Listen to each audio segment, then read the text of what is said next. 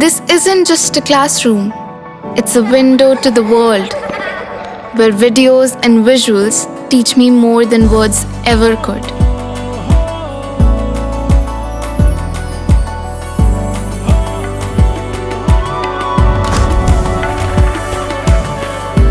Sinkhania Educational Institute, cultivating knowledge.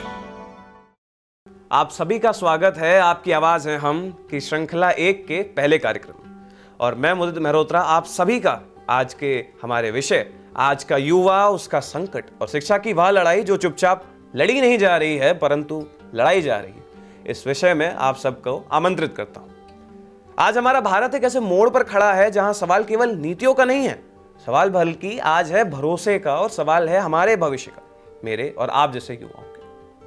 और सबसे महत्वपूर्ण सवाल हमारी भूमिका का है और मैं मुदित मेहरोत्रा आप मेरे जैसे आप सभी के जैसे उन युवाओं को उनकी जिम्मेदारियों से अवगत कराना चाहता हूं। हमारा भारत दुनिया का सबसे युवा देश कहलाता है। आंकड़े बताते हैं कि हमारा भारत 65% आबादी है जो कि 35 वर्ष से कम की उम्र की है, परंतु ये चीज भी मैं भी ध्यान रखना चाहिए कि ये किसी नीति या फिर किसी निर्देश की वजह से नहीं हुए, परंतु ये हमारे पॉल्यूशन और पॉपुलेशन कंट्रोल मेजर्स के फेलियर की वजह से। लेकिन यही संख्या आज हमारा भविष्य है। अपने आप में कोई ताकत नहीं बनती जब तक वह सोच समझ के निर्णय नहीं ले देती।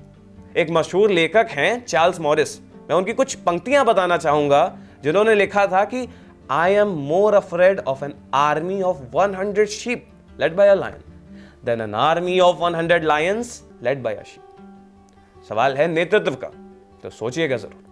आज का युवा पढ़ा लिखा है, डिजिटल है, सूचनाओं से भरा हुआ है, लेकिन इसके बावजूद वह सबसे ज्यादा कंफ्यूज्ड है, फ्रस्ट्रेटेड है, डिस्कनेक्टेड है, ओरिएंटेड नहीं है। इसका कारण कोई एक घटना नहीं है, परंतु वर्षों से बनता आया एक सिस्टम है।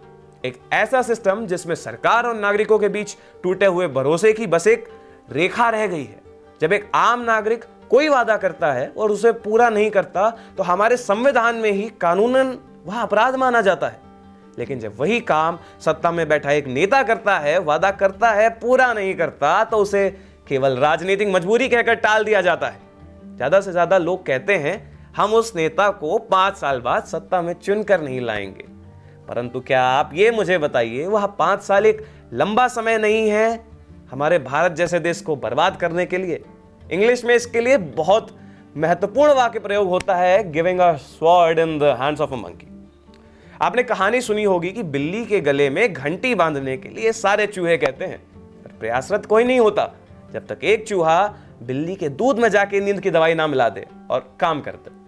ये मजाकिया जरूर लग रहा है, लेकिन इसका बहुत मतलब पड़ता है एक बहुत ही जरूरी कॉन्सेप्ट पे, जो कि है डिजायर्ड रिजल्ट चाहने के लिए सॉल्यूशन ओरिएंटेड होना और एक्शन लेने पर काम करना, जिसे हम लोग कन्विक्शन भी कहते हैं। यहीं से भरोसे की वह दरार शुरू हो जाती है। नागरिक पूछता है कि क्या कानून केवल मेरे लिए है, और जब यह सवाल बार बार अनुत्तरित रह जाता है तो नागरिक धीरे धीरे सिस्टम से खुद को अलग करने लगता है। युवा सबसे पहले यही करता है, वह दूरी बना लेता है। हमारे मैनेजमेंट के जो बच्चे हैं, ये जो सुन रहे होंगे, वो एक बहुत ही इंपॉर्टेंट कॉन्सेप्ट है कि A behavior that is rewarded is often repeated. हमारा यूथ 100% पॉपुलेशन नहीं है, परंतु भारत का 100% फ्यूचर इन्हीं युवाओं से है। और अगर आज हम ही सॉल्यूशन का पार्ट नहीं होंगे तो जरूर हम में ही कोई प्रॉब्लम। आज हमारे भारत में भाषाओं के बेसिस पे एक बाइसनेस होती जा रही है। धर्म के आधार पर तो थी, अब भाषाओं के आधार पर हो रही है। मैं आपसे पूछना चाहता हूं, एक गुजराती होना, पंजाबी होना या बंगाली होने में गलत क्या है? उत्तर पता है क्या है आपको? है कुछ भी नहीं। पर अगर बंगाली होना comes at the cost of the nation, तो हाँ, it is wrong. Swami Vivekananda ji ने कहा था माई कंट्री माई मदरलैंड। पर आज भारत में रीजनलिज्म, कम्युनलिज्म और कास्टिज्म, जिसका फायदा ये सेल्फ सर्विंग पॉलिटिशियंस जनता को गुमराह कर उठा लेते हैं, इसका क्या करा जाएगा? जब तक हमारा युवा, जब तक हमारा देश उत्तरणीय नहीं होगा। आपको पता है कि कम से कम 20,000, शायद मैं गलत बोल रहा हूं, 200,000 यानी 2 लाख अमेरिका में रहने वाले, जिन्हें हम लोग NRI कहते हैं, नॉन रेजिडेंशियल इंडियंस, 2001 की रिपोर्ट के अकॉर्डिंग वह मिलियनर हैं। भारतीय आंकड़ों में माने तो करोड़पति, जिनकी मीडियम इनकम या फिर एवरेज इनकम, एक बेसिक एवरेज इनकम ट्वाइस है एक अमेरिकन के। एक फ्रेंच का फ्रांस में रहना इजी है, परंतु एक इंडिया का इंडियन में रहना बहुत डिफिकल्ट है, क्योंकि ये माहौल है, एक एनवायरनमेंट है। जैसे कि हम अपने कॉर्पोरेट्स में भी कहते हैं वर्किंग एनवायरनमेंट, जो कि एक एम्प्लॉय की परफॉर्मेंस पर बहुत इफेक्ट डालता है। एक बैड एनवायरनमेंट आपकी परफॉर्मेंस को डिग्रेड करता है, परंतु वहीं एक अच्छा एनवायरनमेंट उसी परफॉर्मेंस को इंक्रीज कर देता है। और भारत का अमेरिका के मुकाबले वर्किंग एनवायरनमेंट खराब होने के पीछे का मेजर रीजन है, जिस वजह से भारत के युवा देश छोड़कर बाहर भाग रहे हैं, वो है भ्रष्टाचार, करप्शन। भ्रष्टाचार कोई अचानक पैदा हुआ संकट नहीं है, या वर्षों तक अनदेखा किया गया एक व्यवहार है, या तब पनपता है जब गलत को देखकर भी चुप्पी साध ली जाती है, चलता है को सही मान लिया जाता है और जिम्मेदारी हमेशा किसी और पर डाल दी जाती है। आज भारत में सबसे अधिक चर्चित विषयों में से एक है भ्रष्टाचार, लेकिन उससे भी बड़ा विषय है उसके प्रति हमारी आदत। और हमारी आदत सुधरे भी कैसे, जब नौकरियां सेल पे हैं, एजुकेशन सेल पे है, कास्ट सर्टिफिकेट सेल पे है, और बर्थडे यानी जीवन की हर दिशा में भ्रष्टाचार है।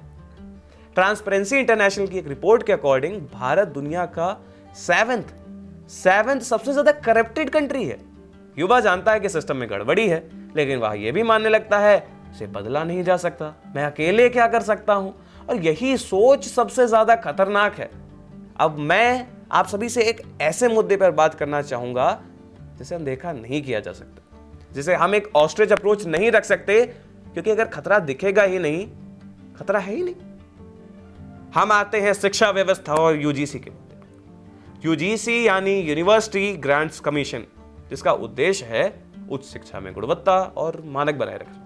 यह उद्देश्य अपने आप में गलत नहीं है, लेकिन जब कोई नीति जमीन की सच्चाई से कट जाती है तो वह नीति विरोध का कारण बन जाती है। इसी पर मैं इकबाल साहब की कुछ पंक्तियां कहना चाहूंगा, जिसके द्वारा उन्होंने हमारे आने वाले जनरेशंस को या फिर हम सबको एक चेतावनी दी थी। वतन की फिक्र कर नादान, मुसीबत आने वाली है, तेरी बर्बादियों के मशवरे हैं आसमानों में, ना समझोगे तो मिट जाओगे। ए हिंदुस्तान वालों, तुम्हारी दास्तां भी ना होगी, दास्तान होगी। यह पंक्तियां महज एक मुशायरा नहीं है, यह आने वाले भविष्य की चेतावनी है, क्योंकि सबसे ज्यादा खतरा तो आज ही भारत में है, क्योंकि यहां एक ईमानदार सज्जन सरवाइव नहीं कर पाता है। वह सिस्टम के आगे हिस्सा बन नहीं पाएगा, सिस्टम को हरा पाएगा नहीं, और सिस्टम को एक्सेप्ट तो कर ही नहीं पाएगा। यूजीसी द्वारा लाए गए हालिया निर्देशों को लेकर देश के कई विश्वविद्यालयों, शिक्षकों और छात्रों में गंभीर आशंकाएं पैदा हुई। डर यह नहीं था कि सुधार क्यों हो रहा है, डर यह था कि क्या निर्णय लेने में सभी की आवाज सुनी गई।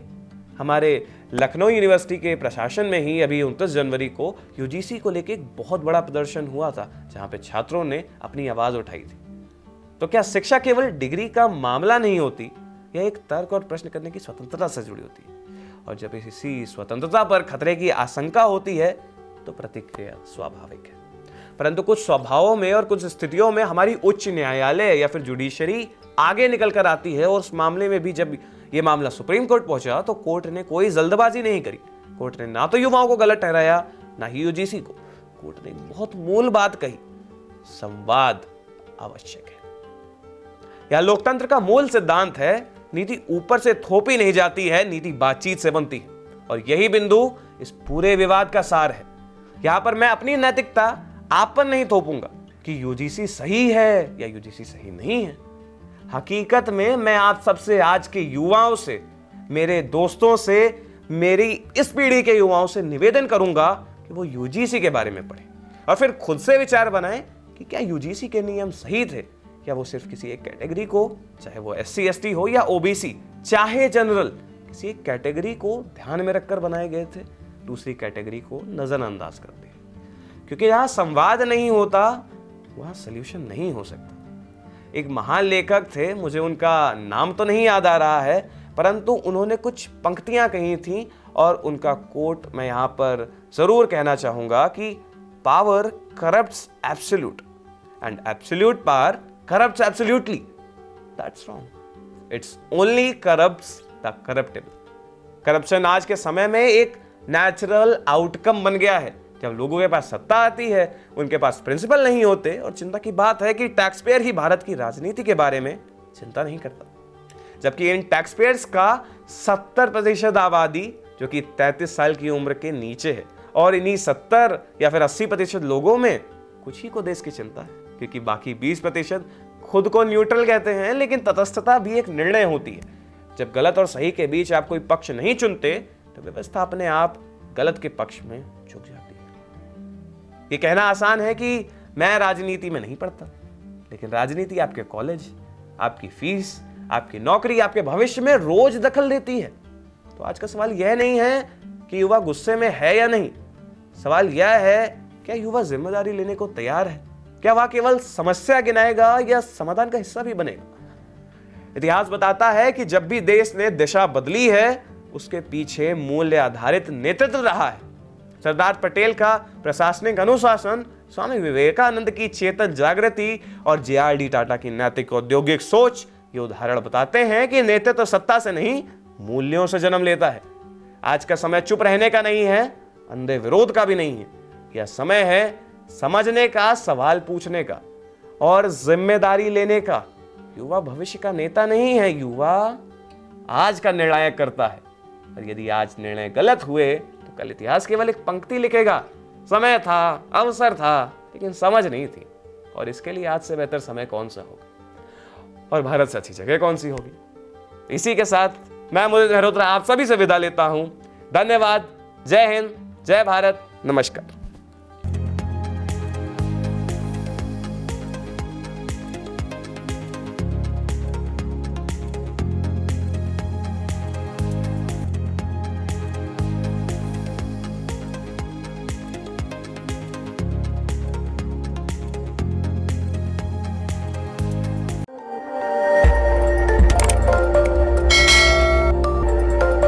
खबर आपकी, नजर हमारी।